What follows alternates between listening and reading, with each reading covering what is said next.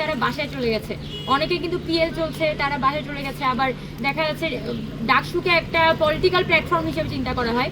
তো তাই অনেক ফিমেল স্টুডেন্টদের ফ্যামিলি থেকে কল দিয়ে কিন্তু তাদেরকে বাসায় নিয়ে যাওয়া হয়েছে। তো সেই জায়গায় আমরা মনে করি যে ভোট কেন্দ্রে মেয়েদের অংশগ্রহণের ক্ষেত্রে এটা একটা বাধা হয়ে দাঁড়িয়েছে। পাশাপাশি ভোট কেন্দ্র যেগুলো আছে, আপনি শামসুন্নাহার হলের ভোট কেন্দ্র কিন্তু ইউনিভার্সিটি ল্যাবরেটরি স্কুলে দিয়েছে।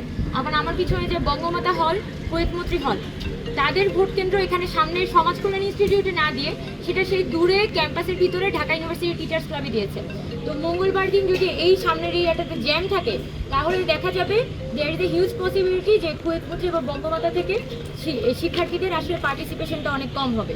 তো আমরা এই জায়গায় আশঙ্কা করছি যে এখানে মেয়েদের ভোট কেন্দ্র বিশেষ করে সেগুলো যেহেতু তাদের হল থেকে কিছুটা দূরে, তাই ভোটার টার্ন আউটটা কম হওয়ার একটা সম্ভাবনা তৈরি হয়েছে। তো আমি যেটা চেষ্টা করছি, যখনই ভোটারদের সাথে দেখা হচ্ছে তাদেরকে আমি বিনীত অনুরোধ করছি, আপনারা যাকেই ভোট দেন আপনারা কিন্তু অবশ্যই ভোট দিতে আসবে।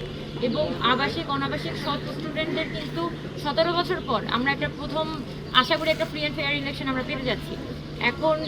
এখন এসে যদি ছাত্রছাত্রীরা তাদের ভোটিং রাইটটা প্র্যাকটিস না করে তাহলে কিন্তু সবার জন্যই বলা যায় সামনের দিনে ডাকসুটাকে রেগুলার করা আমাদের জন্য কঠিন হয়ে যাবে।